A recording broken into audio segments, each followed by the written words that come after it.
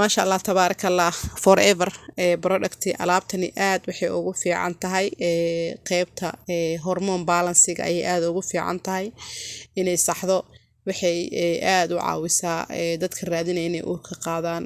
ما شاء الله تبارك الله aad bay u fiican tahay alaabtan productkeena si sax ah u soo isticmaasho natiijooyin aad u sareeya ayaad ka gaari doontaa hadii ilaahay idinka ka dhigo waxa kamid ah alaabtani waxa horta laga sameeyay waa dacar waa natural wax dhibaato ah kuma keensanayso alla awlaada bixiyo laakiin dadaalkuna wax fiican qofka inuu dadaalo aad bay u fiican tahay anagu waxaan ku haynaa waxyaabo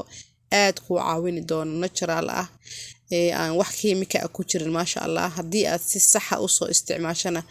aad dhibaatooyin hadii aad dareemeysay iyo hadii aad raadinaysa uurba aad insha Allah ta'ala natiijo aad u sareysa ka gaari doonto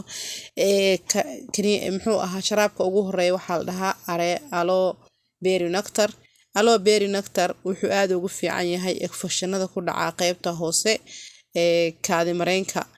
kaliyaha dheefshiidka calool istaag waxaas oo dhan ayuu caawiyaa u fiican yahay waxaad isticmaali doontaa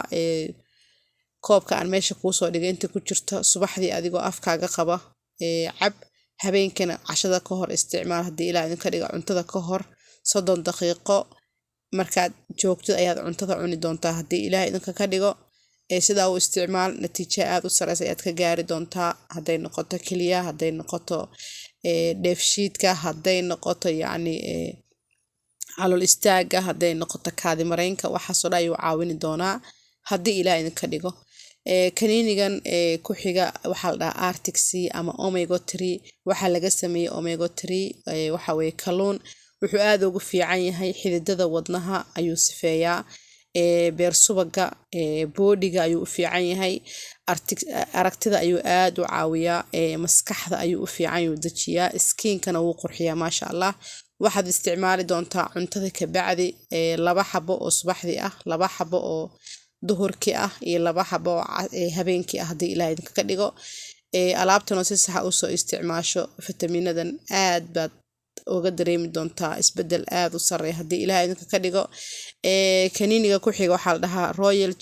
royal jelly wuxuu aad ugu fiican waxa laga sameeyay horta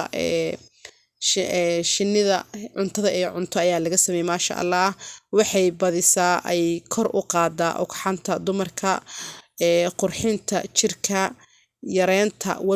warwarkana way yareysaa subaxdii ayaad cuni doontaa iyo habeenkii hadii ilaahay idinka dhigo midka ku xiga waxa way multumaka wuxuu aad ugu fiican yahay xagga dareenka waxaad noqon doontaa qof hamad leh waxaad noqon doontaa qof asaga u baahan yacni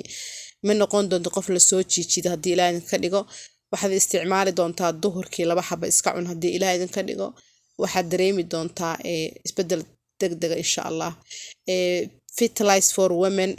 for women waxa laga sameeyay qudaar aad buu u fiican yahay waxyaabaha uu aad ku caawiyo waxa kamid ah inuu saxo caada qalqalka ayuu saxaa